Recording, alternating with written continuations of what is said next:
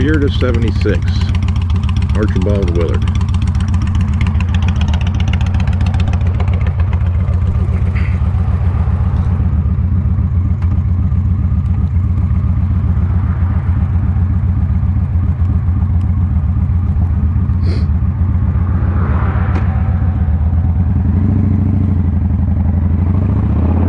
Interesting to me that I now live in the town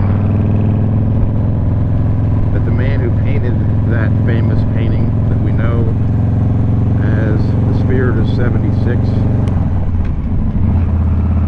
which in my mind represents the spirit of the Revolutionary War. It was called Yankee Doodle at first, and then eventually became known as the Spirt of 76. I don't know why they changed it to that.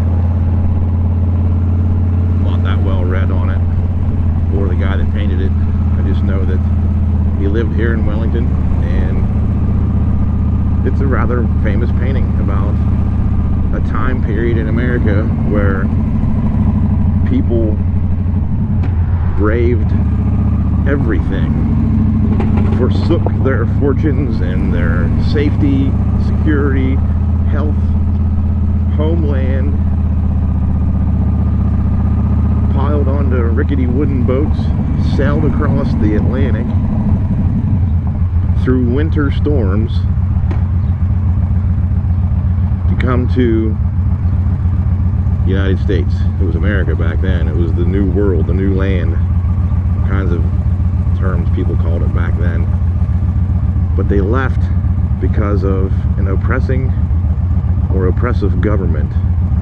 They couldn't go to church where they wanted to. They couldn't worship how they wanted to. They couldn't do anything without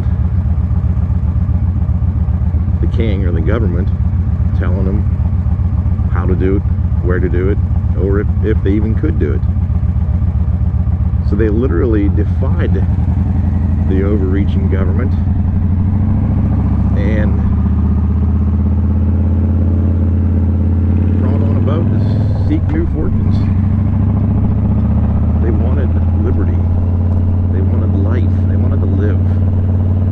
Took babies with them. Sailed an ocean to get to a land of freedom.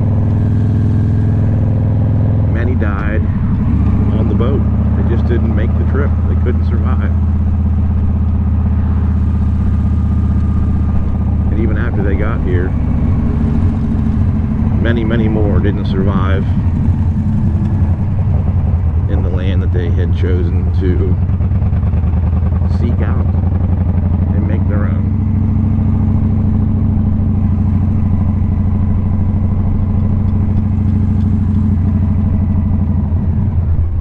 Turns out that oppressive government that they fled followed them here.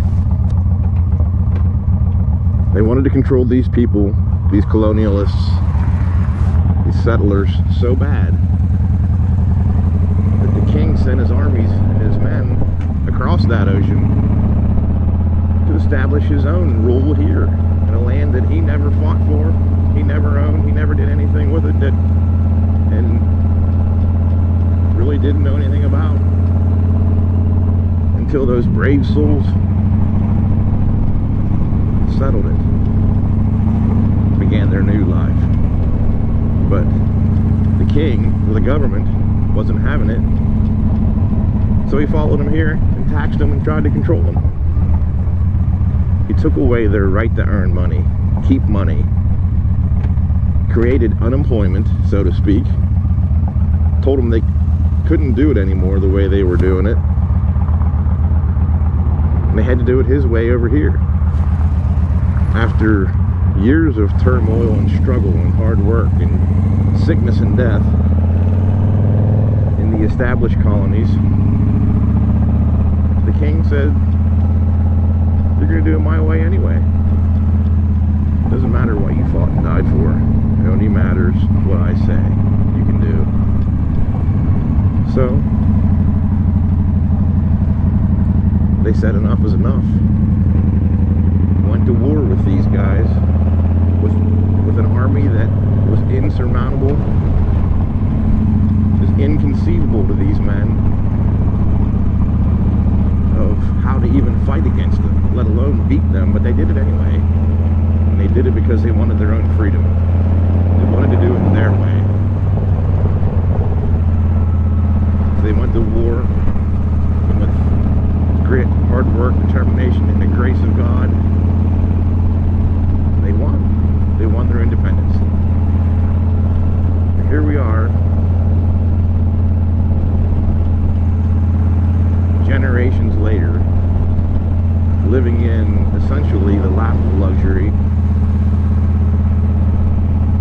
comfortable, fat and happy in our homes with air conditioning, heat, running water, and all the food we could stuff in our mouth, surrendering to an oppressive government.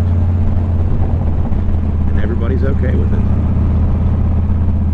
Can't say everybody, but I sure feel like I'm the minority pushing against this movement or this government oppression. I feel like I'm one of the only ones willing to take a stand. People I talk to are saying, oh well, a few weeks longer, oh well, what are we going to do? What can we do? Well, I don't know what we can do either, but we're going to have to soon do something. Liberties lost overnight are typically never regained. When a governor stands before you on television or the internet or wherever and demands that you stay at home, demands that you can't go to work, demands that your business can't operate because he don't think it's safe. All the while, he's at work. He's collecting a fat pension. His family's not losing money, or her family. And they tell you that they do it because they're concerned about you. Well, if you're okay with this, I guess I don't understand why. And if you're not okay with this, what are we going to do about it? I don't have the answer. I'm honestly looking for answers. We're just going to continue to roll over and take it from our governors, because that's who's controlling this. It's not the federal government. It's not Trump. It's not the president or his cabinet or the military. It's governors and local political leaders. It's time. It's beyond time that we get back in touch with that spirit of '76 that fought and won freedoms for generations to come, gave up everything to go to war with an oppressive government and stop the oppression. And I'm about to figure out how to do it for us. I'm not a military guy. I've never served. I'm not a trained fighter. I'm not a political leader. Hell, I barely graduated high school. But I can tell you, I am about sick to death of being told how I'm living my life. Sick to death of riding through small town America, small town Ohio in particular, seeing businesses closed. I'm sick to death of seeing people on the news saying they don't know what they're going to do. I'm sick to death of seeing and living through a period in time where the government's creating yet another class of people. Creating people who want to sit at home and live off of government handouts. Sick to death of knowing that these situations are being carried on and continued on by politicians who have no other means of winning elections than to try to control the narrative in society. That's what I believe this is about. The liberals in this country 100% knew that they were going to have their asses handed to them on a silver platter in November. So how are they going to change that? They're going to destroy the economy, create an another voting class of individuals who don't go to work anymore and receive universal income, air fingers quote, universal income from the government. So who's going to vote that out? The people that don't want to work to begin with aren't going to vote against that. They're going to continue to stay at home, be fat, dumb, and happy, take the handout. So not only have we been divided by race, by sexual orientation, by gender, by income equality, now we have to fight against the voting class. People who sit around and vote for a living. That's what this is doing. They're going to get rid of the American way of life, which is working for the things you want and need in life, by creating a class of citizen who vote for the things they want and need in life. And it's making me insane. So as I ride through Wellington, Ohio, thinking about the days of Archibald Willard, who painted the Spirt of 1776, I have to ask anybody who watches this video, what can we do about it? What do you want to do about it? I'm not sure anything can be done, but my goodness, are we going to die being told what we can and can't do? Are we going to roll over and play dead because our governor says this is the way it's going to be? I know there's military and police people out there who don't agree with this. I know there are people out there with a bigger voice and a bigger platform than me who could rally some people together to stop this. There are politicians right now sitting in Columbus, sitting in Harrisburg, sitting in Washington, D.C., and every other state capital in this country who do not like this. What the hell are you doing about it? What are you going to do about it? I'm done waiting. I'm done putting up with the status quo. I'm ready to make a move. I can't do it alone. Hell, maybe I'm too scared to do it alone. Maybe I'm too dumb to do it alone. I don't know. But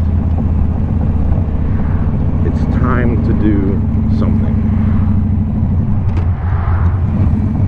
I've been a loyal supporter of President Trump for a number of years now. From the day he came down the escalator in Trump Tower and announced that he's going to run, I was supporting him. I follow the Q movement. I follow the Trump movement. I believe in American values, America first. A strong America means a strong earth, a strong world. This whole coronavirus, COVID-19 BS is meant to destroy it. That whole movement. That's what it is. It's meant to destroy the United States, so then the world follows it. And we have to depend on government handouts and bailouts, become a welfare state. And if you're not okay with that, stand up, make your voice heard, and do something about it, or die a slave.